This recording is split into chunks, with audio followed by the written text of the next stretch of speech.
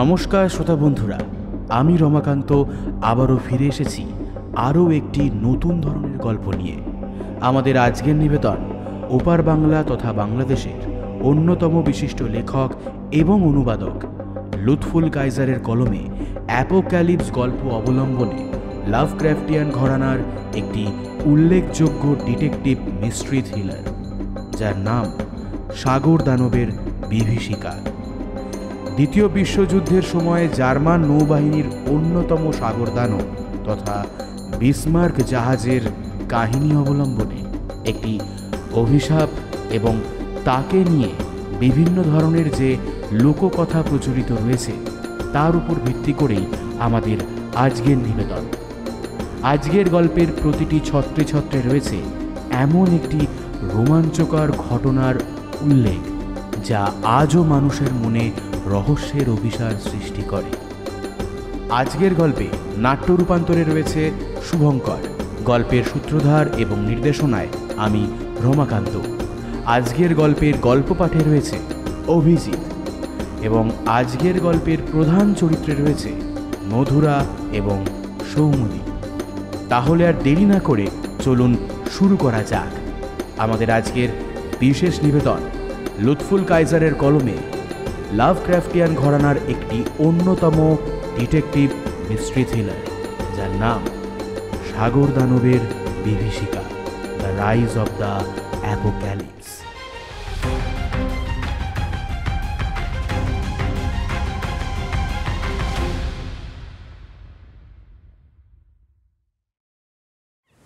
ছোট্ট একটা নৌকার ওপর দাঁড়িয়ে আছে ফারহান। চারিদিকে অথই সাগর। রাতের কালো আকাশটাকে খুবই বিষণ্ণ লাগছে। ফারহান জানে না সে এখানে কি করে এলো, আর এসব চিন্তা করার মতো শক্তিও ওর নেই। শুধুই চেয়ে আছে সে সামনের দিকে, নিশ্চিম আকাশের দিকে। ঠিক তখনই ওর সামনে এলো ওটা। অন্ধকার চিরে যেন বেরিয়ে এলো প্রাচীন কোনো এক অভিশাপ। ফারহানের মনে হচ্ছিল সে পাগল হয়ে যাবে। ওর জায়গাতে অন্য কেউ থাকলে তারও ঠিক তেমনটাই মনে হতো। পার্থিব পৃথিবীর কেউই ওটাকে দেখে সুস্থির থাকতে পারে না। হট করে ঘুমটা ভেঙে গেল ফারহানের। ধরফরিয়ে উঠে বসল সে। পুরো শরীর ঘেমে গেছে তার। একটু ধাতস্থ হয়ে চারপাশে তাকালো সে। না, সব ঠিকই আছে। তাদের সেই পুরনো ঘর, সেই বিছানা, টেবিল ল্যাম্পের সেই বিষণ্ণ আলো, আর ওর পাশে শুয়ে অঘরে ঘুমাচ্ছে ইশরাত। ইশরাতকে ডাকতে গিয়েও ডাকল না ফারহান। গত কয়েক মাসে ওদের মধ্যে মানসিক দূরত্ব এতটাই বেড়ে গিয়েছে যে এখন নিজের বউকে ডাকতেও ওর আত্মসম্মানে লাগছে।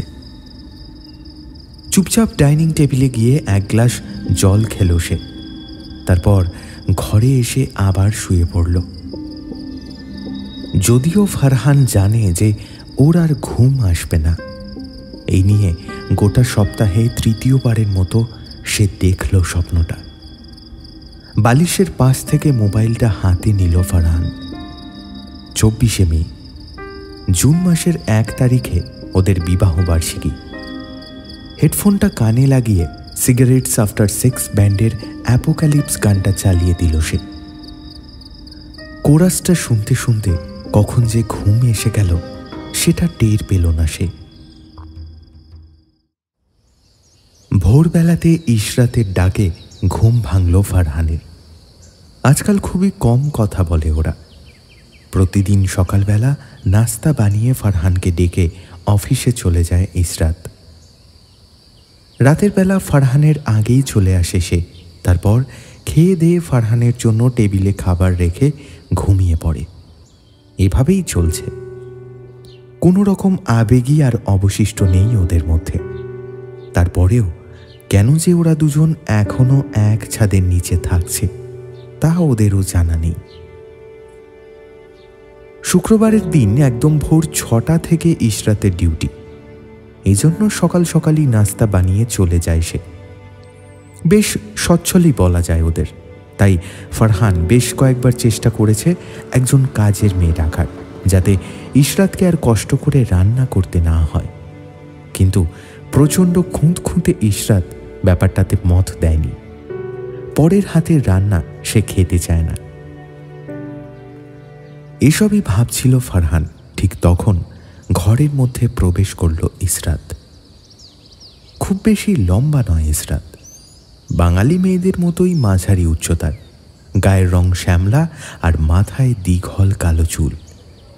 চেহারা আহামরি কিছু না হলেও কেমন যেন একটা অপার্থিব আকর্ষণ আছে ইশরাতের চোখ দুটোতে।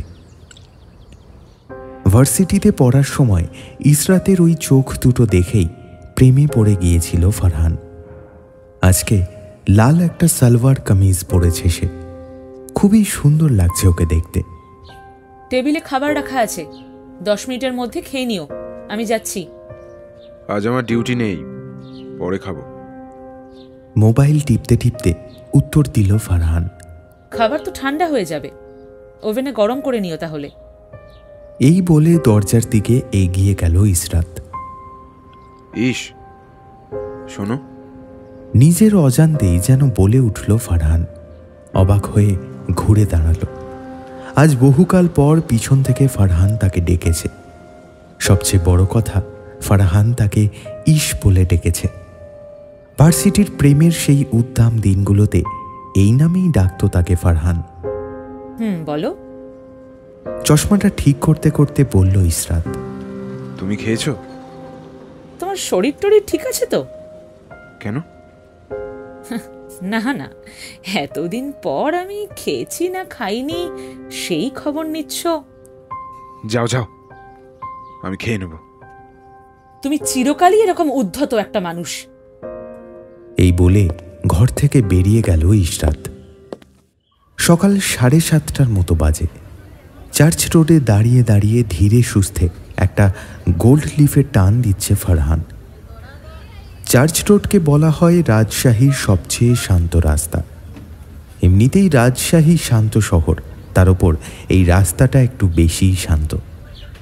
রাস্তাটার ডান পাশে খ্রিস্টানদের গির্জা। মূলত এজন্যই রাস্তাটার নাম হয়েছে চার্চ রোড। সেখান থেকে একটু এগিয়ে গেলে রাজশাহী চিড়িয়াখানা। গির্জার ঠিক সামনে রাস্তার বাম পাশে একটা পরিত্যক্ত শপিং কমপ্লেক্স। রাতের বেলাতে তো রাস্তাটা একদম শুনশানি হয়ে যায়।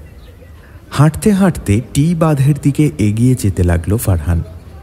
পদ্মার এই বাঁধটার আকৃতি অনেকটা ইংরেজি টি অক্ষরের মতো, সেই জন্যই এটার নাম টি বাঁধ।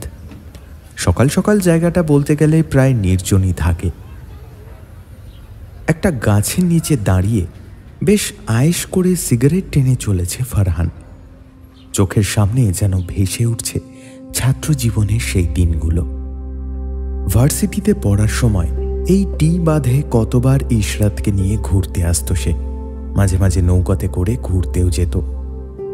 ঢেউয়ের কবলে পড়ে নৌকা কেঁপে উঠলে ভয় পেয়ে ওকে আঁকড়ে ধরত ইশরাত।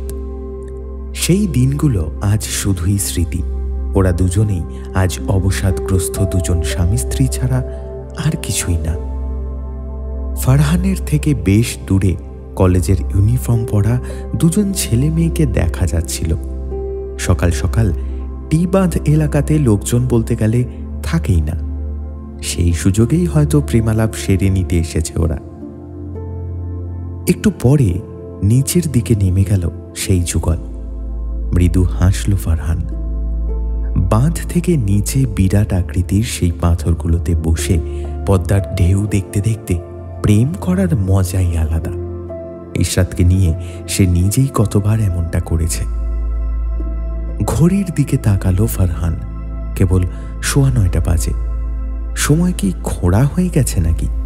সারাটা দিন কি করে পার করবে সে? বন্ধু বান্ধবরাও তেমন কেউই রাজশাহীতে নেই। এই পিছিয়ে পড়া শহরটাতে কেউ থাকতে চায় না। ভাগ্যক্রমে ওর আর ইশরাত দুজনেরই পোস্টিং এখানে হয়েছে বলেই ওরা থাকছে। ওর সাথে যদি ইশরাতের ছাড়াছাড়ি হয়ে যায় তবে সেও আর এখানে থাকবে না। বাড়িতে ফিরে গিয়ে মোবাইল ইন্টারনেটে সময় কাটানোর কথাটাও একবার ভেবে দেখল ফারহান। না, ওসব তো রোজই করা হয়। হঠাৎই নারী কণ্ঠের এক আর্ত চিৎকারে ঘোর কাটল ওর। ধরফর করে দৌড়ে গেল সে। চিৎকার আসছে বাঁধের নিচ থেকে। আরেকটু এগিয়ে গিয়ে ফারহান দেখতে পেল যে চিৎকার করছে সেই মেয়েটা যাকে একটু আগেই সে দেখেছে। পাশে হতভম্বের মতো দাঁড়িয়ে রয়েছে ওর সাথে থাকা ছেলেটা। তাড়াতাড়ি করে নিচের দিকে নামতে লাগলো ফারহান। পিছনে কিছু মানুষের গলা শুনতে পেল সে। একবার ঘুরে তাকিয়ে বুঝতে পারল যে মেয়েটার চিৎকারে আশেপাশের কিছু বাড়ি থেকেও মানুষ বেরিয়ে এসেছে। প্রায় 2-3 মিনিট পর ফারহান পৌঁছে গেল সেই ছেলে মেয়ে দুটোর কাছে। কি হয়েছে? এভাবে চিৎকার করছেন কেন? মেয়েটার চিৎকার ততক্ষণে থেমে গেছে। হতভম্বের মতো দাঁড়িয়ে থাকা ছেলেটা হাত বাড়িয়ে ডান দিকে নির্দেশ করল। সেদিকে তাকিয়েই গায়ের রক্ত হিম হয়ে এলো ফারহানের। একজন মধ্যবয়স্ক লোকের দেহ পড়ে আছে। চোখ দুটো ভীষণ বাজেভাবে থেতলে দেওয়া লোকটার, আর লোকটার বুকের ওপর পড়ে আছে 5-6 বছর বয়স্ক একটা বাচ্চা ছেলে। কোনো মতে এগিয়ে গিয়ে লোকটার নাড়ি পরীক্ষা করলো ফারহান। না, নাড়ি পাওয়া যাচ্ছে না। লোকটা মারা গেছে। বাচ্চা মেয়েটার নাকের কাছে হাত দিয়েই সে বুঝতে পারল যে মেয়েটা তখনও জীবিত। এই যে ভাই, লাস্ট টাস নাকি ওগুলা? আপনি কেন হাত দিচ্ছেন? পুলিশ এসে হাত দিবে। পেছন থেকে কে যেন বলে উঠল। ফারহান ফিরে তাকিয়ে দেখল তার পিছনে জনা 5 লোক দাঁড়িয়ে আছে। তাদের মধ্যে কে কথাটা বলেছে সে বুঝতে পারল না। এই যে ভাই, কথা শুনেন না? সরানো এখান থেকে, থানাতে ফোন দিয়েছি আমি। মোটা লম্বা মতো একজন লোক বলে উঠল। ফারহান বুঝতে পারল যে এই লোকটাই আগের কথাগুলো বলেছিল। আপনার পরিচয়? আমি আবুল হোসেন, এই এলাকার ওয়ার্ড কাউন্সিলর। এখানে পাশেই বাড়ি। চিৎকার চেঁচামেচি শুনে বাইরে এলাম। আপনি কে ভাই? হ্যাঁ, আদব কায়দা কি কিছুই জানেন না? ইন্সপেক্টর কাজী ফারহান জারিফ, ডিবি। নিজের আই কার্ডটা লোকগুলোর সামনে মেলে ধরল ফারহান। স্যার, স্যার সরি, আমি বুঝতে পারিনি। এই বলে পিছিয়ে গেল আবুল হোসেন। ভদ্রলোক যে বেশ ভয় পেয়েছে বোঝাই যায়। কোনো সমস্যা নেই কাউন্সিলর সাহেব, থানায় ফোন দেওয়া হয়েছে না? আসুক ওরা, ওদের সাথে প্রথমে আমি কথা বলবো। আর শুনুন, বাচ্চা মেয়েটা বেঁচে আছে, ওকে এখনই হাসপাতালে নিয়ে যেতে হবে। তাড়াতাড়ি কিছু একটা ব্যবস্থা করুন। বলে পকেট থেকে মোবাইলটা বের করলো ফারহান। স্যার বলছিলাম কি, হাসপাতাল তো দূর হয়ে যায়, তার চেয়ে ওরে পর্যটন মোটেলের ওদিককার ক্লিনিকটায় নিয়ে এলে ভালো হয় না? ওখানকার ডাক্তার আপা খুবই ভালো। মাথা নিচু করে বলল আবুল হোসেন। বিরক্ত লাগছে ফারহানের। জানতো এই কথাটাই শুনতে হবে তাকে, তবে মেয়েটার শরীর কাঁপছে। এখনই ওকে ডাক্তারের কাছে না নিতে পারলে খারাপ কিছু হয়ে যেতে পারে। সেক্ষেত্রে হাসপাতাল একটু দূরই হয়ে যায়। আপনি আমার সাথে আসুন কাউন্সিলর সাহেব, আর আপনার লোকেদের বলে দিন যে পুলিশ আসার পর ওরা যেন অপেক্ষা করে। আমি না আসা পর্যন্ত কেউ যেন মৃতদেহে হাত না দেয়। বাচ্চা মেয়েটাকে নিজের কোলে তুলে নিয়ে বলল ফারহান। ওরা এগিয়ে চলল সেই ক্লিনিকটার দিকে। আরে ভাই ঢুকতে দেন, আফা আমারে চিনে, আর রুগীর অবস্থা ভালো না, সাথে ডিবি অফিসার আছে, ওই দেখেন। এই থামেন মিয়া, আপা অনেক বড় ডাক্তার। হ্যাঁ, এই আপনাদের মতো কাউন্সিলরের পরোয়া করার সময় ওনার নাই। আর ডিবি, হ্যাঁ উনি যে ডিবির লোক তার প্রমাণ কি?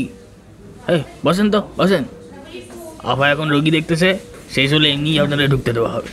মেলা গ্যাসাল করবেন নি মিয়া, বসেন। ওদিকে ডাক্তারের ঘরের ওপর লাগানো নেম প্লেটটা দেখে কেমন যেন ঘোরের মধ্যে চলে গেছে ফারহান। ওখানে লেখা রয়েছে doctor Israt Khanam, MBBS, MPH, CCD, MPHC। আজ কতদিন পর এই ক্লিনিকে এসেছে ফারহান। শুরুর দিকে মাঝে মাঝে ইসরাতের চেম্বারে আসতো সে, কিন্তু গত কয়েক বছরে সবকিছুই বদলে গেছে। স্যার ও স্যার, এই ছোঁড়া তো বিশ্বাসই করে না আপনি ডিবির লোক। বাস্তবে ফিরে এলো ফারহান, আর সাথে সাথে যেন রক্ত চড়ে গেল তার মাথায়। এক হাতে বাচ্চাটাকে শক্ত করে ধরে অপর হাত দিয়ে খপ করে গার্ডের কলারটা চেপে ধরল সে। 6 ফুট লম্বা ফারহানের সামনে ইঁদুরের মতো অবস্থা হলো গার্ডের। ভয়ে চিৎকার শুরু করল সে। রাগের মাথায় আর কোনো হুঁশই ছিল না ফারহানের। ফারহান, কি হচ্ছে এসব? ইশরাতের কণ্ঠ শুনতে পেল ফারহান। সম্ভবত গার্ডের চিৎকার শুনতে পেয়ে বের হয়ে এসেছে সে। এখানে কি করছো ফারহান? তোমার কোলে ওই বাচ্চাটাকে? বলার মতো কিছুই পেল না ফারহান। চুপচাপ দাঁড়িয়ে রইল সে। কাউন্সিলর সাহেব, কি হয়েছে এখানে? আবুল হোসেনের দিকে তাকিয়ে বলল ইশরাত। আফা, আপনি স্যাররে চিনেন? উনি ডিবি অফিসার। ডিবি ইন্সপেক্টর কাজী ফারহান জারিফ, আমার স্বামী। আমার চেয়ে ভালো ওকে আর কে চেনে? ওর উত্তর শুনে বোবা হয়ে গেল আবুল হোসেন। ইশরাতের চেম্বারে চুপচাপ বসে আছে ফারহান আর আবুল হোসেন। পাশে একটা বেডে বাচ্চা মেয়েটাকে শুইয়ে তাকে দেখছে ইশরাত। সবকিছু বোঝানোর পর ইশরাতের রাগ আর নেই। স্যার, এই অফিসে আপনার বউ সেটা কোন নাই কেন? জানি না। এটুকু বলেই থেমে গেল ফারহান। আবুল হোসেন বুঝতে পারল যে এইসব নিয়ে কথা বলতে চাচ্ছে না ফারহান। মেয়েটাকে একটা ইঞ্জেকশন দিয়ে বিছানায় শুইয়ে দিয়ে ওদের সামনে চেয়ারটা এসে বসল ইশরাত। তারপর এক গ্লাস জল খেয়ে ফারহানের দিকে তাকালো। ভয়ের কি কিছু আছে? না, সেরম কিছু না। মেয়েটা কিছু একটা দেখে ভয় পেয়েছে। সম্ভবত ওর বাবাকে খুন করার দৃশ্য দেখে ফেলেছে ও। অজ্ঞান হয়ে আছে এখনো, কিছুক্ষণের মধ্যেই জ্ঞান ফিরে আসবে, সমস্যা নেই। তোমাকে যদি ডিস্টার্ব করে থাকি সেজন্য আমি সরি। আরে না না, বাচ্চা মেয়েটার জীবনের প্রশ্ন। তোমাদের জায়গায় আমি থাকলেও আমি এমনটাই করতাম। চা খাবে তুমি? না। জানলার দিকে তাকিয়ে বলল ফারহান। আপনি চা খাবেন কাউন্সিলর সাহেব? তা খাওয়া যায় ম্যাডাম। আপনাদের সোনায় সোহাগা জুটি। হ্যাঁ, একবারে পুলিশ আর ডাক্তার। সে আর বলতে। আচ্ছা, আমি চা আনাচ্ছি। এই বলে গার্ডকে ডাকলো ইশরাত। ঘরে ঢুকেই গার্ড এদিক ওদিক তাকিয়ে ফারহানের পাটা জড়িয়ে হাউমাউ করে কেঁদে ফেলল। আরে আরে, কাঁদছেন কেন? স্যার, স্যার মাফ করে দিন স্যার। স্যার এইবারের মতো মাফ করে দিন স্যার। স্যার আর হবে না স্যার, মাইরি বলতেছি স্যার। স্যার স্যার আপনি যে আবার হাফ প্যান্ট আমি জানতুম না স্যার, তার উপর আবার ডিবির অফিসার। স্যার এইবারের মতো মাফ করে দিন স্যার, আর হবে না স্যার। হ্যাঁ, হাফ প্যান্ট? ও আসলে বলতে চেয়েছে হাজবেন্ড। এই বলে ওড়না দিয়ে মুখ ঢেকে হাসি চাপল ইশরাত। কতদিন পর ওর সামনে এইভাবে হাসল ইশরাত। গার্ডের ওপর খুশি হয়ে উঠল ফারহানের মন। পা ছাড়ুন, কোনো সমস্যা নেই। এই বলে ফারহান উঠে দাঁড়ালো। তখনই বেজে উঠল আবুল হোসেনের ফোন। ফোন ধরে কিছুক্ষণ হাঁ হুঁ করে ফোনটা নামিয়ে রাখলো সে। হ্যাঁ হুম হুম, আফা আর চা খাওয়া হইতেছে না স্যার, পুলিশ আইসা পড়ছে, চলেন। তুমি এই কেসে কাজ করছো নাকি? আজ না তোমার ছুটির দিন? কিছু ব্যাপার আছে, সেজন্যই আমি আগ্রহী। ছুটির দিন আর ভালো লাগছে না, দেখি কি হয়। এই বলে উঠে পড়ল ফারহান। তারপর বলল, ইশরাত, বাচ্চাটাকে দেখে রেখো। ও সম্ভবত এই হত্যাকাণ্ডের সাক্ষী। আমি একটু পরই আসছি। মাথা নাড়ল ইশরাত। তার মানে আপনি বলতে চাইছেন যে আশেপাশে আর কেউ ছিল না? অবাক কণ্ঠে রাজপাড়া থানার সাব ইন্সপেক্টর অজিতের দিকে তাকিয়ে বলল ফারহান। সেটাই মনে হচ্ছে স্যার। আপনি মানা করেছেন শুনে আমরা লাশে হাত দিইনি, তবে আশপাশের পরিবেশ দেখে শুনে তাই মনে হচ্ছে। আর স্থানীয় একজন লোকও বলেছে যে খুব সকালে তিনি এই লোককে মেয়েটাকে নিয়ে টি বাঁধে আসতে দেখেছেন। ভদ্রলোকের পরিচয় জানা গেছে? জানা গেছে স্যার, ওনার নাম মোহাম্মদ ফরহাদ হোসেন, একটা কলেজের অধ্যাপক, বাংলার অধ্যাপক। বাম পাটা কয়েক বছর আগে একটা অ্যাক্সিডেন্টে নাকি নষ্ট হয়ে গেছে। বাবা, এত কিছু এত তাড়াতাড়ি জেনে ফেললেন যে? ওনার পকেটে একটা আইডি কার্ড পেয়েছিলাম স্যার, সেখান থেকেই ওনার কলেজের নাম্বার নিয়ে ফোন করে সব কিছু জেনেছি। আচ্ছা, ওনার মেয়ের নাম কি?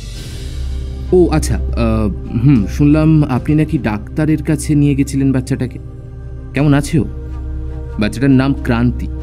বিয়ের পর দীর্ঘকাল সন্তানহীন ছিলেন জনাব ফরহাদ আর তার স্ত্রী। কয়েক বছর আগেই ক্রান্তির জন্ম হয়েছে। তা ওনার স্ত্রী কোথায়? ভদ্রমহিলাকে সব জানানো হয়েছে। খবর শুনে উনি নাকি অজ্ঞান হয়ে গেছে। আমরা লাশ নিয়ে যাই, কি বলেন স্যার? পোস্টমর্টমের পর মর্গে এসে ইনাকে দেখে নেবে। ইনার স্ত্রী আর আপনি বাচ্চাটাকে আনুন। পোস্টমর্টেম রিপোর্ট আমার দ্রুত চাই মিস্টার অজিত। স্যার, এই কেসটা কি ডিবি তদন্ত করছে? এই প্রশ্ন কেন? না মানে আপনাদের হেডকোয়ার্টার থেকে তো থানাতে কিছু জানানো হয়নি। হেডকোয়ার্টারে আমি কথা বলে নেব, আপনি পোস্টমর্টমের ব্যবস্থা করুন। Okay sir. জাহাজের শোপিস দেখে ভয় পেয়েছে? কি বলছো? সেটাই তো, একটু আগেই জ্ঞান ফিরেছে। তারপর আমার টেবিলের ওপর ওই জাহাজের শোপিসটা দেখে খুব জোরে চিৎকার করেছে বাচ্চাটা। আমিও খুব অবাক। কিছুক্ষণ আগেই ইসরাতের চেম্বারে ফিরে এসেছে ফারহান। ক্রান্তিকে নিয়ে যেতে হবে। তো ক্রান্তি কোথায়? ক্রান্তি? ওই বাচ্চা মেয়েটার নাম ক্রান্তি। ও বাথরুমে গেছে আয়ার সাথে, আসছে। তুমি ওকে নিয়ে যাচ্ছ নাকি? তা তো যেতেই হবে। ওর মা আসবেন, ভদ্রমহিলার হাতে ওকে বুঝিয়ে দিতে হবে। আর তদন্তের ব্যাপার তো আছেই। বাচ্চাটা অনেক মিষ্টি। আমাদের যদি আচ্ছা ফারহান, এই কেসের তদন্ত তুমি করছো? অফিসিয়ালি না, তবে আমার ইচ্ছা আছে। হেড অফিসে জানিয়েছি, দেখা যাক কি হয়। ততক্ষণে আয়ার হাত ধরে চলে এসেছে ক্রান্তি। মা, ইনি তোমার আঙ্কেল। ইনি তোমাকে তোমার মায়ের কাছে নিয়ে যাবেন, কেমন? ক্রান্তির থুতনি ধরে আদর করে বলল ইসরাত।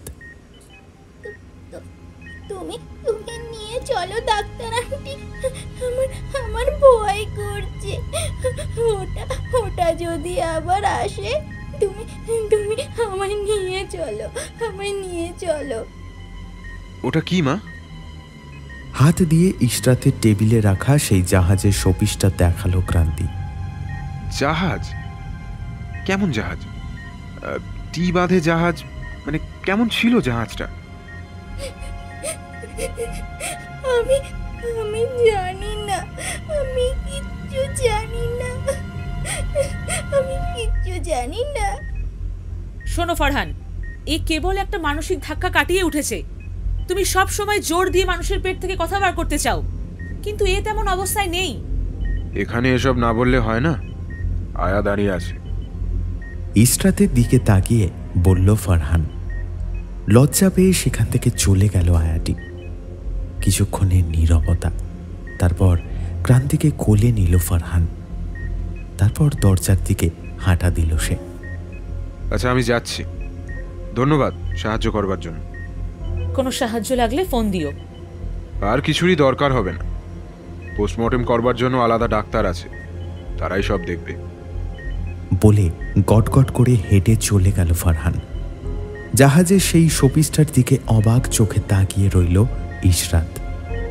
আজ কেন যেন তার মনটা খুব খারাপ হয়ে গেছে।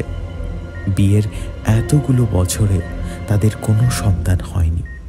একটা সন্তান হলে হয়তো ফারহানের সাথে ওর দূরত্ব কমে যেত। মনে মনে কয়েকবার ফারহানকে ছেড়ে চলে যাওয়ার চিন্তাও করেছে সে, কিন্তু কেন যেন পারেনি। শুধু এক ছাদের নিচেই থাকছে ওরা, কিন্তু গত ৬-৭ মাস একেবারের জন্যেও ঘনিষ্ঠ হওয়া হয়নি তাদের। মিসেস ফরহাদ হোসেনের চোখের দিকে তাকানো যাচ্ছে না। কাঁদতে কাঁদতে চোখ দুটো ফুলে লাল হয়ে গেছে তার। রাজপাড়া থানার ওসির সামনে ক্রান্তিকে কোলে নিয়ে বসে আছেন তিনি। পাশের চেয়ারটায় বসে আছে ফারহান। ফারহান সাহেব, আপনার কোনো প্রশ্ন থাকলে করতে পারেন, আর আপনার ডিপার্টমেন্ট থেকে কিছু জানানো হয়েছে কি আপনাকে? না, ডিবি এই কেসে সরাসরি জড়াতে চাইছে না, তবে আমাকে বলা হয়েছে আমি চাইলে আপনাদের সাথে কাজ করতে পারি। তবে সেক্ষেত্রে আপনাদের সাহায্যের উপরেই নির্ভর করতে হবে আমাকে।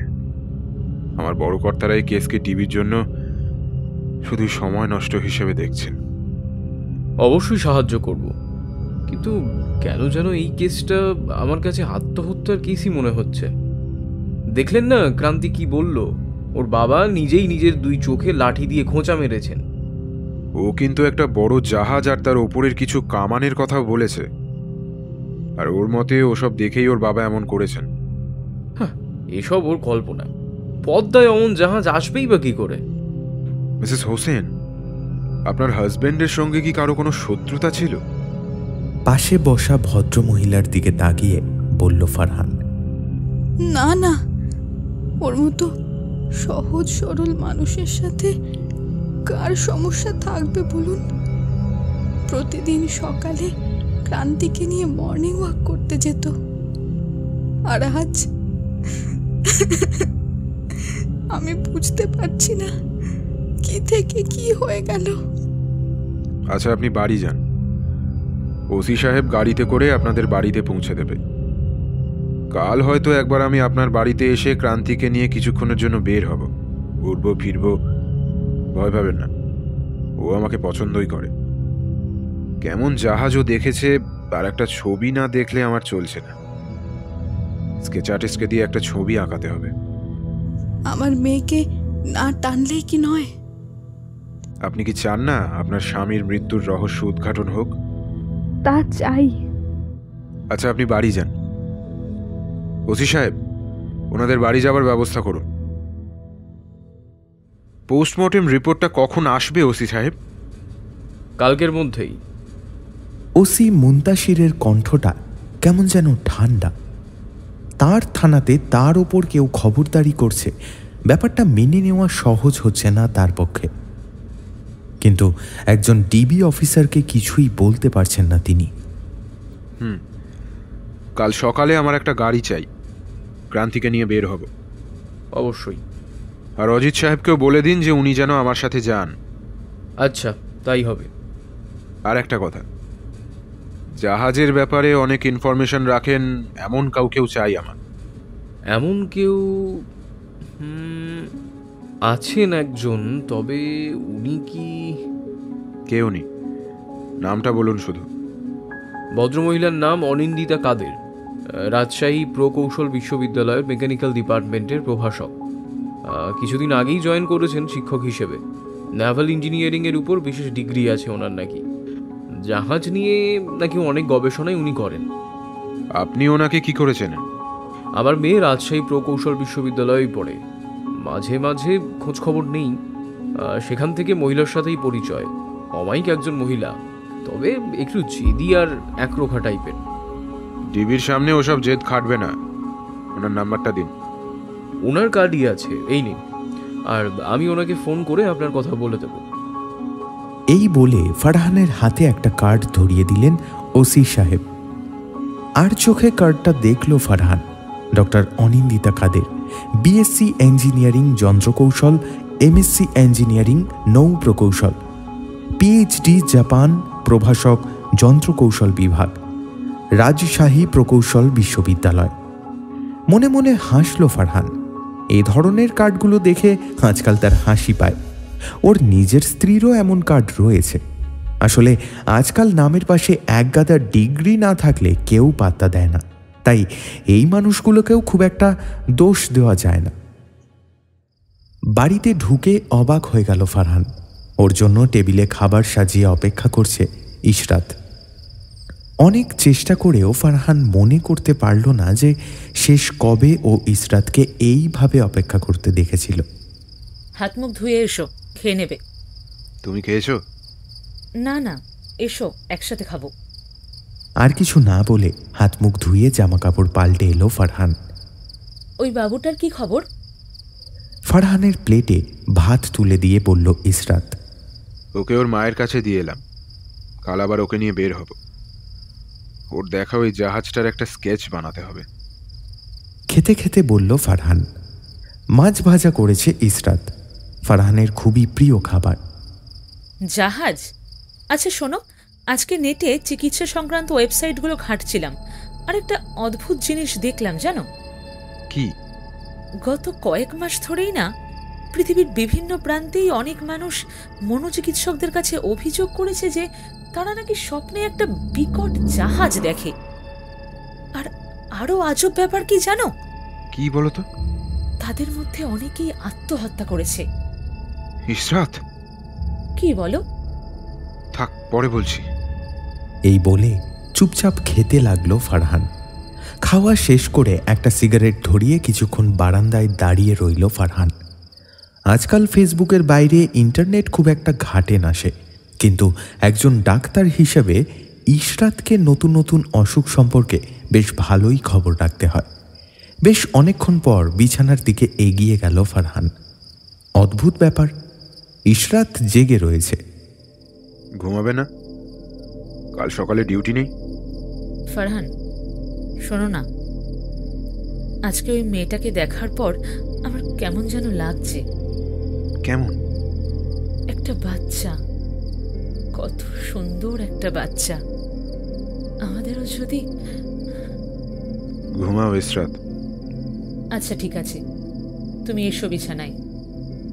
ফারহান বিছানায় ওঠার সাথে সাথে ওর ওপর ঝাঁপিয়ে পড়ল ইশরাত। নিজের ঠোঁট দুটোকে চেপে ধরল ফারহানের ঠোঁটে। প্রথমে কিছুটা ইতস্তত করলেও পরে ইশরাতকে জাপটে ধরল ফারহান। ওর কানে ভেসে বেড়াতে লাগলো অ্যাপোকালিপস গানটার সেই লাইনটা। রাত 3টে বাজে। চুপচাপ বারান্দাতে দাঁড়িয়ে ধূমপান করে চলেছে ফারহান। ইশরাতও ঘুমিয়ে পড়েছে। রাত 2টো পর্যন্ত উদ্দাম ভালোবাসায় ক্লান্ত হয়ে পড়েছে মেয়েটা। ফারহান নিজেও ক্লান্ত। 5 বছর হলো বিয়ে হয়েছে ওদের। শুরুর দিকের রাতগুলোতেও ঠিক এইভাবেই একে অপরকে ভালোবাসত ওরা। বিশ্ববিদ্যালয় জীবন থেকে প্রেম ওদের।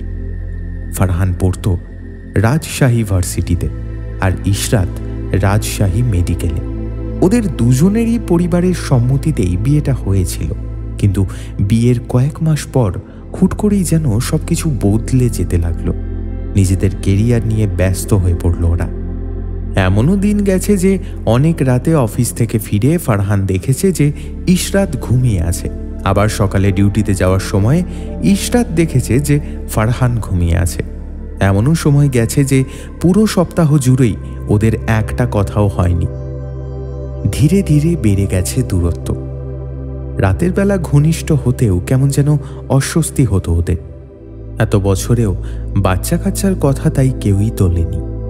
মাঝে মাঝে কাছের আত্মীয়রা ব্যাপারটা তুললে দুজনেই কৌশলে এড়িয়ে যেত, কারণ সম্ভবত দুজনের মনের মধ্যেই একটা সন্দেহ দানা বেঁধেছিল যে অপরজন হয়তো আর বেশি দিন তার সাথে থাকবে না।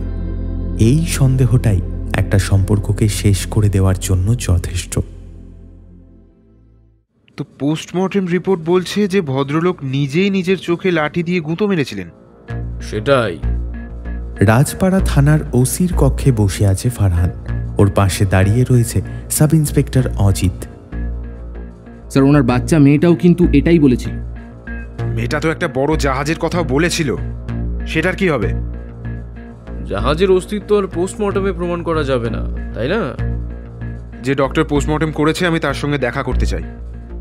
জানতাম আপনি এটাই বলবেন। অজিত, ওনাকে এই ডাক্তারের সাথে দেখা করাও, আর আজ সারাদিন তুমি ওনার সাথেই থাকবে, কেমন? আরে ফারহান যে! এই বলে উৎফুল্লভাবে ফারহানকে জড়িয়ে ধরল শুভ। শুভ একটুও বদলায়নি, এখনো সেই আগের মতনই উৎফুল্লই থাকে সবসময়। তুই রাজশাহীতে? এই তো গত মাসে জয়েন করলাম। কেমন আছিস তুই? কেমন আছে ইশরাত? ভালোই আছি আমরা। তুই কেমন আছিস? বিয়ে থা করেছিস?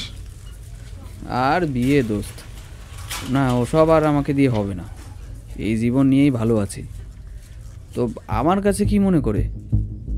সাথে দেখি অজিত সাহেবকেও এনেছিস। ও আচ্ছা, তবে তুই সেই ডিবি অফিসার? তোর কথা বলেছিল আমাকে ওসি সাহেব। সেটাই। আচ্ছা, তুই নাকি রিপোর্ট দিয়েছিস যে ভিকটিম ভদ্রলোক আত্মহত্যা করেছেন? সেটাই, লাঠিতে শুধুই ওনার আঙুলের ছাপ। এমনও তো হতে পারে যে খুনি গ্লাভস পরেছিল। ওনার মেয়ে নাকি কাউকে দেখেনি, আর ভদ্রলোক শেষ মুহূর্তে বেশ উত্তেজিত ছিলেন। অ্যালকোহল পাওয়া গেছে ওনার রক্তে? আরে না না, তেমন কিছু না। কিছু দেখে সম্ভবত ভয় পেয়েছিলেন, সেই কারণেই। সেই কারণে আত্মহত্যা? তাও নদীর ধারে এসে, তাও এইভাবে নিজের চোখে লাঠি দিয়ে খোঁচা মেরে নিজের মেয়ের সামনে। দোস্ত, আমি যা রিপোর্ট দিয়েছি তা ঠিকই দিয়েছি। লোকটা আত্মহত্যাই করেছেন। একটা কথা বলতো, টাকা খেয়েছিস নাকি কারো কাছে? তোর আমাকে অমন মনে হয়? ফারহান বুঝতে পারল যে প্রশ্নটা করা ঠিক হয়নি। স্কুল থেকেই শুভকে চেনেও, প্রচণ্ড আদর্শবান ছেলে সে। কারো এক পয়সাও কখনো এদিক সেদিক করার ইতিহাস নেই তার। তা কোথায় থাকিস এখন? কথার মোড় ঘোরাতে ফারহান বলল, সরকারি কোয়ার্টারে। ওই যে ঘুষ খাই না, তাই বাড়ি করাটা এখনো হয়ে ওঠেনি। চুপ করে বসে রইল ফারহান। আর তোরা কোথায় আছিস আজকাল? ইশরাতের কথা তো কিছুই বললি না। ইসরাত অনেক ডিগ্রি নিয়ে নিয়েছে, রাজশাহী মেডিকেল কলেজে পড়াচ্ছে আজকাল, আর প্রতিদিন সকাল সন্ধ্যায় প্রাইভেট ক্লিনিকে রোগী দেখে। এই তো। বাচ্চা কাচ্চা কটা হলো তোদের? একটাও না। থাকিস কোথায়? এই নে আমার কার্ড, বাড়ির ঠিকানাটা দেওয়া আছে। রাত 8টার পর যাবি, তখন গেলেই ইশরাতকে পেয়ে যাবি। এই বলে একটা কার্ড শুভর হাতে ধরিয়ে পিছনে ঘুরে হাঁটতে লাগলো ফারহান। হতভম্বের মতো তাকিয়ে রইল শুভ। এতদিন পর এইভাবে শুভর সাথে দেখা হবে ভাবতে পারেনি ফারহান। ফারহানের স্কুল আর কলেজ জীবনের বন্ধু ছিল সে, কিন্তু সমস্যাটা শুরু হয় ইশরাতকে নিয়ে। ইশরাতের সাথেই মেডিকেল কলেজে ভর্তি হয় শুভ। ইশরাতের প্রতি খুবই দুর্বল ছিল বেটা। ইশরাতকে খুশি রাখার জন্য কি না করত, এমনকি নোটগুলোও ইশরাতকে ফটোকপি করতে হতো না, সবকিছুই শুভই করে দিত। স্বভাবতই ব্যাপারটা ভালোভাবে নিতে পারেনি ফারহান। ইশরাতের সাথে এই নিয়ে মনোমালিন্য হয়ে যায় তার। এরপর থেকে ইশরাত এড়িয়ে চলত শুভকে। শুভর সাথে ফারহানও আর কথা বলতো না। মাঝে মাঝে দু একবার রাস্তাঘাটে দেখা হলে কথা বলতে এগিয়ে এসেছিল শুভ, কিন্তু ফারহান দেখেও না দেখার ভান করত ওকে। MBBS পাশ করার পর দেশের বাইরে চলে যায় শুভ। এরপর আজই ওকে প্রথম দেখল ফারহান। ক্রান্তির বর্ণনা শুনে এক মনে জাহাজের ছবিটা এঁকে চলেছে রতন। ব্যাপারটা তার জন্য নতুনই বটে। এর আগেও বিবরণ শুনে বহু মানুষের ছবি এঁকেছে সে, কিন্তু কোনো জাহাজের ছবি এই প্রথম আঁকছে সে। প্রায় আধ ঘন্টা পর রতন স্কেচটা দিল ফারহানে। ছবিতে বেশ বিরাট আকৃতির একটা জাহাজ দেখা যাচ্ছে। যুদ্ধ জাহাজ বলেই মনে হচ্ছে সেটাকে। গুড জব, ভালো কাজ করেছো রতন। এখন যাচ্ছি, দরকার পড়লে আবার আসবো। এই বলে এক হাতে ক্রান্তির হাত ধরে আর একটাতে স্কেচটা নিয়ে বেরিয়ে এলো ফারহান। স্যার, এবার কোথায় যাব? ডক্টর অনিন্দিতার সঙ্গে দেখা করতে হবে। রাজশাহী ইঞ্জিনিয়ারিং ইউনিভার্সিটিতে চলো, ওনার চেম্বারে বসেই কথা হবে। বেলা 3:30 বেজে গেছে। যত তাড়াতাড়ি সম্ভব ক্রান্তিকে ওর মায়ের কাছে ফিরিয়ে দিতে হবে ফারহানকে। ভদ্রমহিলা একদমই ভেঙে পড়েছেন। এই আঁকা ছবি দেখে কি করে বলবো জাহাজের ব্যাপারে? তবে জাহাজটা বেশ পুরনো বলেই মনে হচ্ছে। দ্বিতীয় বিশ্বযুদ্ধের সময় এমন জাহাজ ছিল। স্কেচটা হাতে নিয়ে বললেন ডক্টর অনিন্দিতা। ডক্টর অনিন্দিতার চেহারায় কেমন যেন একটা স্নিগ্ধতা রয়েছে। সাধারণত বিশ্ববিদ্যালয়ের শিক্ষকদের মুখে যে কঠোরতর ভাব থাকে, এই মহিলার মধ্যে তার ছিটে ফোঁটাও নেই। ওনার চেম্বারেই বসে আছে ফারহান, আর তার পাশে বসে একটা পেপার ওয়েট নিয়ে খেলছে ক্রান্তি। আপনি হয়তো গতকাল টি বাঁধে ঘটে যাওয়া সেই রহস্যময় আত্মহত্যা কেসের ব্যাপারে শুনেছেন। হ্যাঁ, এক ভদ্রলোক নাকি নিচে চোখ দুটো লাঠি দিয়ে খুঁচিয়ে আত্মহত্যা করেছেন। এটা তো তারই মেয়ে, তাই না? ওসি সাহেব আমাকে বলেছেন সব। এই মেয়ে বলছে যে পদ্মার বুকে নাকি এমন আকৃতির একটা জাহাজ দেখা গিয়েছিল, আর সেটা দেখেই তার বাবা এমন করেছে। আপনি এটা বিশ্বাস করেন? দেখুন, আমি শুধু জানতে চাই যে এমন কোনো জাহাজ কি সত্যি আছে। ওকে, আচ্ছা মা, এদিকে এসো তো। এই বলে ক্রান্তিকে নিজের কাছে ডেকে নিলেন ডক্টর অনিন্দিতা। তারপর কম্পিউটারের মনিটরে তাকে একের পর এক জাহাজের ছবি দেখিয়ে যেতে লাগলেন। 5 মিনিট অতিক্রান্ত হওয়ার পরই হুট করে একটা বিরাট জাহাজ দেখে ভয় পেয়ে গেল ক্রান্তি। এতটাই ভয় পেল যে সে চোখ ঢেকে ফেলল। কি হলো মা? ওটাই ওই জাহাজ। বিসমার্ক? Any problem? আমি ভাবলাম মেয়েটাকে দ্বিতীয় বিশ্বযুদ্ধের কিছু উল্লেখযোগ্য জাহাজ দেখাই, যাতে করে মেয়েটা বলতে পারে যে জাহাজটা কেমন ধরনের ছিল।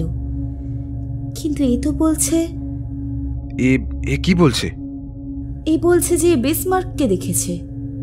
বিসমার্ক? দ্বিতীয় বিশ্বযুদ্ধের সময় জার্মান নৌবাহিনীর জলদানব হল বিসমার্ক। অটো ফন বিসমার্কের নামে রাখা হয়েছিল জাহাজটার নাম। মিত্রবাহিনীর আতঙ্কর কারণ হয়ে দাঁড়িয়েছিল জাহাজটা। সেই জাহাজটা কি এখনো আছে? না, দ্বিতীয় বিশ্বযুদ্ধের সময় ডুবে গেছে ওটা। কি? হ্যাঁ, লম্বাতে 805 ফুট ছিল সেই জাহাজ। প্রচণ্ড গতিতে সাগর কাঁপিয়ে চলত সে। ব্রিটিশ জাহাজ HMS হুডকে পাঠানো হয় এই জাহাজকে ডোবানোর জন্য। কিন্তু কি? 1941 সালে 28 মে সকালে হুড আক্রমণ করে বিসমার্ককে। আর এক ভয়াবহ জলযুদ্ধের পর হুড নিজেই বিসমার্কের শিকারে পরিণত হয়। তারপর ব্রিটিশ এবং সুইডিশ নৌবাহিনী 6টি ব্যাটেলশিপ, 2টি এয়ারক্রাফট ক্যারিয়ার এবং আরও কিছু জাহাজ নিয়ে যৌথভাবে আক্রমণ করে বিসমার্ককে। বিসমার্কের নাবিকেরা বীরের মতোই যুদ্ধ করে, কিন্তু একটা সময় এত কিছুর সাথে আর পেরে ওঠে না বিসমার্ক। বিসমার্ককে ডুবিয়ে দেয় ব্রিটিশ নৌবাহিনী। ইন্টারেস্টিং। আপনিও নেট ঘাটলেই অনেক কিছু জেনে যাবেন। আচ্ছা। আবার সাবাটন ব্যান্ডের বিসমার্ক গানটাও শুনতে পারেন। কিছুদিন আগেই বেরিয়েছে গানটা। বিসমার্ককে নিয়েই গানটা করেছে ওরা। এখনো পর্যন্ত এটাই বছরের সবচেয়ে সফল হেভি মেটাল গান। সাবাটন পাওয়ার মেটাল? তা হেভি মেটালের মধ্যেই তো। যে মেটালই বলুন না কেন, সবই তো হেভি মেটালের অংশ।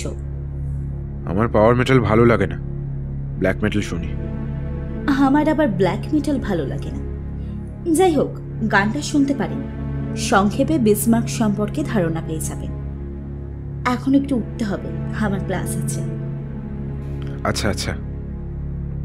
ফারহান বুঝতে পারল যে পাওয়ার মেটালকে খারাপ বলাতে ভদ্রমহিলা বেশ রাগই করেছেন। আজকাল ব্ল্যাক মেটালও শোনে না ফারহান, ইন্ডিয়ার শোগেজেই বেশি শোনা হয় তার।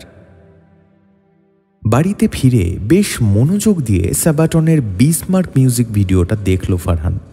বেশ ভালোই, অন্য পাওয়ার মেটাল গানগুলোর মতন নয় এটা।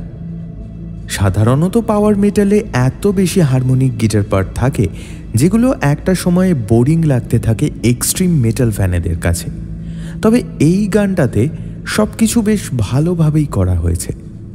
বিসমার্ক সম্পর্কে আসলেই বেশ ভালো ধারণা পেয়ে গেল সে। যে লাইন দুটো ফারহানের সবচেয়ে ভালো লাগলো সে দুটো হলো, the flagship of the navy, the terror of the seas, his guns have gone silent at last. যদিও কেসের সাথে এসবের কোনো সম্পর্কই খুঁজে পেল না সে। অবশেষে ডক্টর অনিন্দিতাকে ফোন দিল সে। হ্যালো। কিছুক্ষণ বাজার পরেই ফোনটা ধরলেন ডক্টর অনিন্দিতা। নমস্কার, আমি ইন্সপেক্টর ফারহান কথা বলছিলাম। বলুন ইন্সপেক্টর সাহেব। গানটা শুনলাম, বেশ ভালো লাগলো। পচা পাওয়ার মেটাল আপনার ভালো লাগে? ওয়াও। সরি। আরে কোনো ব্যাপার না। ওয়েল, ডক্টর ইশরাত আপনার স্ত্রী, এটা আমি জানতাম না। Sorry for that. আজ এক কলিগের কাছ থেকে জানলাম। এত বিখ্যাত একজন ডক্টরের হাজবেন্ড আপনি, বাপরে বাপ। ওকে চেনেন আপনি? গোটা শহরেই সবাই চেনে ওনাকে। আপনার হাজবেন্ড কি করেন? সরি, আমি অবিবাহিত। মাই গড। আচ্ছা শুনুন, কাল একবার দেখা করতে চাইছিলাম আপনার সাথে। কাল তো সন্ধ্যার আগে সময় হবে না। সন্ধ্যার দিকে অল টাইম কফি শপে চলে আসুন, ওখানকার কফি আমার প্রিয়। ওকে। শুনছো, শুভ ফোন দিয়েছিল, তোমার সাথে নাকি ওর দেখা হয়েছিল। হ্যাঁ, ওই তো ওই কেসের পোস্টমর্টেম করেছে। আমাদের বাড়িতেও নাকি আসবে। তোমাকে দেখতে আসবে। উফ ফারহান, তুমিও না। এই শোনো, চলো তাড়াতাড়ি খেয়ে নি। এই বলে চোখ টিপল ইশরাত। মনে মনে হাসল ফারহান, আজকেও রাতে ভালো মতো ঘুম হবে না। ২৬ তারিখের শুরুটা প্রচণ্ড হতাশার সাথে শুরু হলো ফারহানের জন্য। ওকে ডিপার্টমেন্ট থেকে ফোন করা হয়েছে। একটা আত্মহত্যার কেস নিয়ে ও কেন এত মাথা ঘামাচ্ছে সেই ব্যাপারে কৈফিয়ত চাওয়া হয়েছে। সম্ভবত এটা ওসি মুনতাসিরেরই কেরামতি। শুধু তাই নয়, ক্রান্তির মা আর ক্রান্তিকে ওর সাথে দিতে চাইছেন না। মেয়েকে নাকি হারাতে চান না তিনি। বাংলাদেশের মানুষের সমস্যাই এটা, সবসময় ঝামেলা এড়িয়ে চলতে চায় তারা, কিন্তু এটাকে আসলে বেঁচে থাকা বলে না। এই ইশরাত। আরে শুভ যে। শুভকে চিনতে পেরে অবাক হয়ে বলল ইশরাত। পরন্ত বিকেলে বাজার করে বাড়ি ফিরছিল ইশরাত, আর সেখানেই শুভ তাকে দেখে ফেলে। কেমন আছিস রে ইশরাত? এই তো, তুই? যেমন দেখছিস, তোর হাজবেন্ড শালা তো এখনো আমাকে সহ্য করতে পারে না। বাদ দে তো, চল বাসায় যাই। আরে ধুর, আমাকে জেলে ভরবে তোর বর, তার চেয়ে চল কোথাও কফি খাই। আচ্ছা, অল টাইম কফি শপ তো কাছেই, ওখানেই চল তাহলে। তাহলে ব্যাপারটাকে আপনি অলৌকিক হিসাবে নিচ্ছেন? তাছাড়া আর কি, এত মানুষ স্বপ্নে কি দেখলো আর আমি কি দেখলাম। আচ্ছা, আপনি কি নাস্টিসিজমের ব্যাপারে শুনেছেন? না। একটা অদ্ভুত ধর্ম এটা। এরা বলে যে পৃথিবীর মানুষ বা ধর্মগুলো যাকে ঈশ্বর বলে মানে, সে আসলে ঈশ্বর নয়, সে ডেমাইয়ার্স নামের এক ডেমন। মানে? আচ্ছা, নাস্টিসিজম অনুসারে এই জগৎ সংসারে অনেক মহাবিশ্ব রয়েছে। এর মধ্যে কিছু সত্যিকারের মহাবিশ্ব আর বাকিগুলো নকল, প্রতিবিম্ব মহাবিশ্ব। সব কিছু সৃষ্টি করেছেন একজন মহান ঈশ্বর, আর প্রতিটি আসল মহাবিশ্বের দায়িত্ব রয়েছে তার মনোনীত একজন করে প্রতিনিধি, আর নকলগুলো শাসন করে ডেমনেরা। আচ্ছা। নাস্টিসিজম আরও বলে যে সব কিছুর মধ্যেই আত্মা আছে, সে জীব হোক কিংবা জড়। মৃত্যুর পর এই আত্মা সৃষ্টিকর্তার কাছে চলে যায়, কিন্তু মাঝে মাঝে কিছু আত্মাকে ডেমাইয়ার্স আটকে ফেলে। ওরাই প্রেত হয়ে এই জগতে থাকে, মানে মৃত্যুর পরও ফিরে আসে। আজব। শুধু তাই নয়, ডেমাইয়ার্স শক্তি পায় এই মহাবিশ্বের প্রাণীদের চিন্তা থেকে। অনেক মানুষ যদি একটা কিছু নিয়ে চিন্তা করে, তবে সেটাকে ডেমাইয়ার্স সত্যি করে ফেলে। মানে কি বলতে চান? সম্ভবত বিসমার্ক মিউজিক ভিডিওটি অনেক মানুষ দেখার ফলে তাদের মনে জাহাজটা নিয়ে চিন্তা এসেছে, তারা ভেবেছে, আর সেই চিন্তা থেকেই। মানে ডেমাইয়ার্স বিসমার্ককে ফেরত এনেছে? বিসমার্কের আত্মাকে। ধুর, এগুলো বুঝলো কি? ডেমাইয়ার্স বলে কেউ নেই। হতে পারে, তবে এর চাইতে ভালো ব্যাখ্যা আর পাচ্ছি না। আরে ঈশ্বর, দেখ, তোর স্বামী এক সুন্দরীর সাথে বসে রয়েছে। কফি শপে ঢুকেই বলে উঠল শুভ। ইশরাত বহু আগেই ফারহানকে দেখেছে। ফারহানদের টেবিলের দিকে এগিয়ে গেল ইশরাত। ডিস্টার্ব করছি নাকি আপনাকে মিস্টার ফারহান? ইশরাত, তুমি এখানে? ফারহানের সামনে দাঁড়িয়ে বলল ইশরাত। কেন? তোমাদের রোমান্টিক আলাপে বাধা দিলাম নাকি? তা তুমিও কি এখানে রোম্যান্টিক আলাপ করতেই এসেছো নাকি?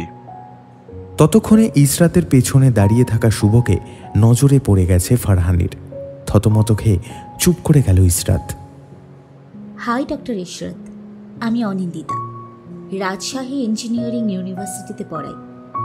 আপনার স্বামীর সাথে একটু আড্ডা দিচ্ছিলাম আর কি, কিছু মনে করবেন না। এই বলে ইসরাতের দিকে হাত বাড়িয়ে দিলেন doctor Anindita. Nice to meet you Mrs. হাত মেলালো ইসরাত। মিসেস না, মিস। আমি অবিবাহিত। বিয়ে করার কথা ভাবছেন কি? পেছন থেকে বলে উঠল শুভ। না, এখনো ভাবছি না। ফারহান, চলো কাল সকাল সকাল টি বাঁধে যাই, সেই আগেকার দিনগুলোর মতো। খাবার টেবিলে ফারহানের পাতে মাছ দিতে দিতে বলল ইসরাত। বলছো?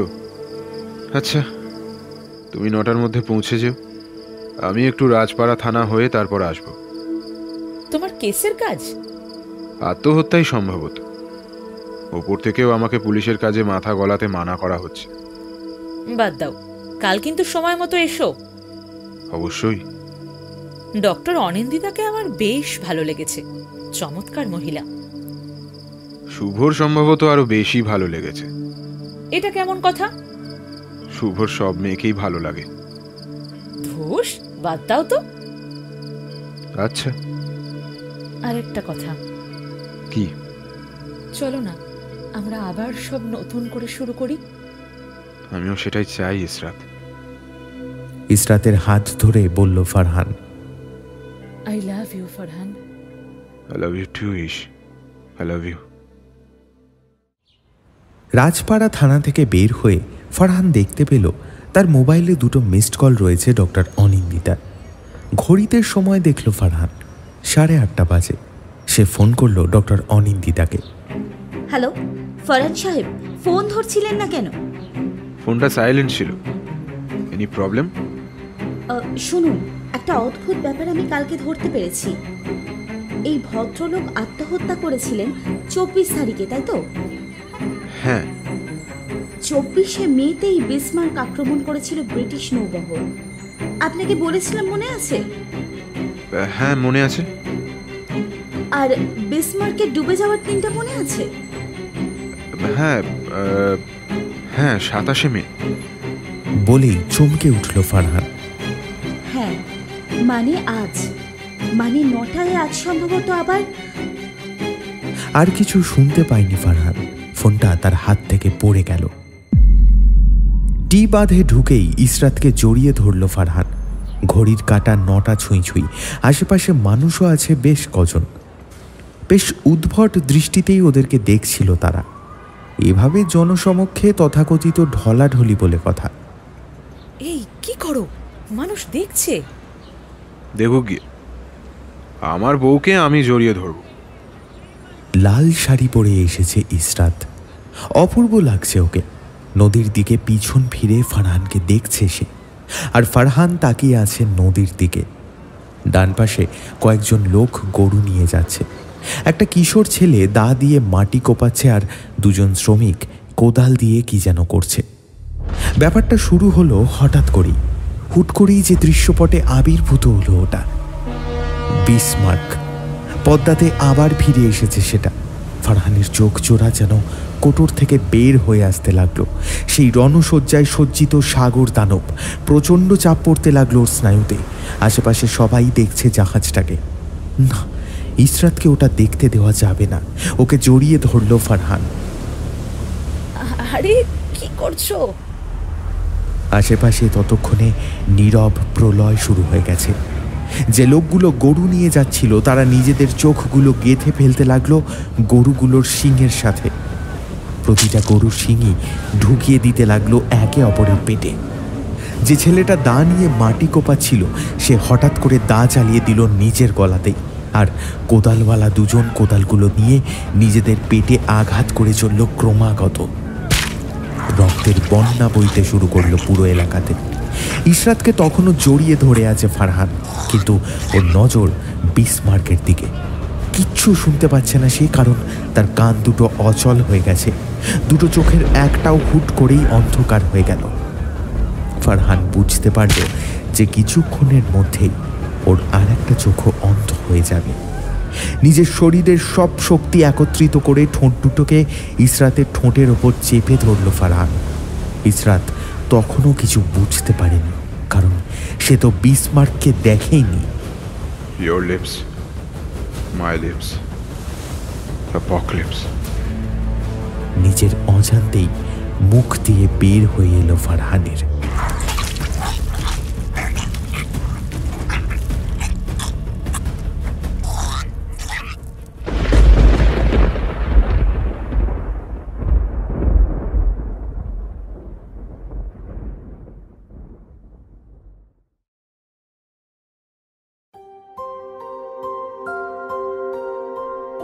তাহলে শ্রোতা বন্ধুরা, কেমন লাগলো আমাদের আজকের নিবেদন অবশ্যই কিন্তু জানাতে ভুলবেন না। যদি ভালো লেগে থাকে তাহলে অবশ্যই আপনার নিকটবর্তী আত্মীয়, পরিবার, পরিজন এবং বন্ধুবান্ধবদের মধ্যে আমাদের গল্পটিকে শেয়ার করে দেবেন। এর পাশাপাশি অবশ্যই কিন্তু গল্পটিকে লাইক, কমেন্ট এবং আমাদের চ্যানেলটিকে সাবস্ক্রাইব করতে ভুলবেন না। আমাদের আজকের গল্পে ইসরাতের চরিত্রে মধুরা, ফারহানের চরিত্রে সৌম্যদীপ, আবুল হোসেনের চরিত্রে মৈনাক, গার্ডের চরিত্রে আর্য, ইন্সপেক্টর অজিতের চরিত্রে সায়ন্তন, ক্রান্তির চরিত্রে পৌতুষা, ওসি আলী মুন্তাসিরের চরিত্রে লিও, মিসেস ফরহাদ হোসেনের চরিত্রে রূপাঞ্জনা, শুভর চরিত্রে শুভঙ্কর এবং ডক্টর অনিন্দিতার চরিত্রে তৃষা যথাক্রমে ভয়েস ওভার করেছে। আমাদের আজকের গল্পে শব্দগ্রহণ, শব্দ সংযোজন এবং আবহ পরিকল্পনা তথা ব্যাকগ্রাউন্ড স্কোরিংয়ে রয়েছি আমি রমাকান্ত। আমাদের আজকের গল্পের প্রচ্ছদ নির্মাণে রয়েছে গল্প ওয়েভ চ্যানেল থেকে শুভঙ্কর। তাহলে আজকের মতো এই পর্যন্তই। খুব শীঘ্রই দেখা হচ্ছে আরও একটি নতুন গল্প নিয়ে। ধন্যবাদ, শুভরাত্রি, আর সকলকে শুভ নববর্ষের আন্তরিক প্রীতি এবং শুভেচ্ছা।